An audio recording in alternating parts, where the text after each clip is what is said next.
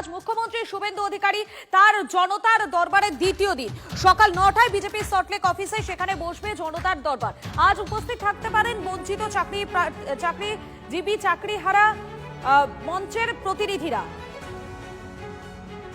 UEN Jaipur is a perfect target for prospective students aspiring for good jobs, good education with future-ready skills.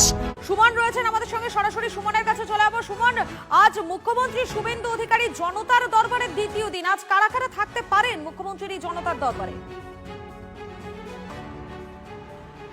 দেখো, পারেন না, পারবেন। আজকে মূলত চাকরিহারা এবং চাকরি প্রার্থীরা থাকবেন, তাদেরকে ইতিমধ্যেই যোগাযোগ করা হয়েছে, তাদের প্রতিনিধি দলের নম্বর এবং নাম জমা নেওয়া হয়েছে। মুখ্যমন্ত্রী শুভেন্দু অধিকারী নিয়ম করে জনতার দরবারে বসছেন, মানুষের মাঝে যাচ্ছেন। আজকে সেটা দ্বিতীয় দিনে পা দিল এবং আজকে যারা আসবেন তাদের মধ্যে রয়েছে SLST 2016-তে যে শিক্ষক নিয়োগ দুর্নীতি হয়েছিল তার যারা চাকরি হারিয়েছিলেন তাদের প্রতিনিধি দল।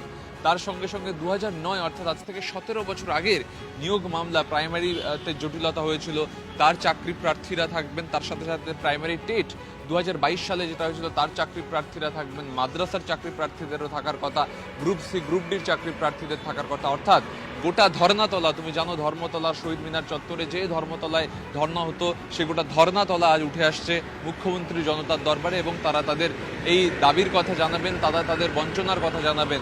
এরপর কি এই চাকরি প্রার্থীরা যারা 1000 দিন 1500 দিন ধরে আন্দোলন চালিয়ে যাচ্ছেন তাদের কি আন্দোলনের ফলে কোনো ফয়সলা হবে? তারা কি তাদের বঞ্চনার দিনগুলোকে ফেরত পাবেন? তারা কি চাকরির পথে এক পা হাঁটবেন? সরকার কি এই চাকরি হারাদের জন্য কিছু করবে বর্তমান সরকার?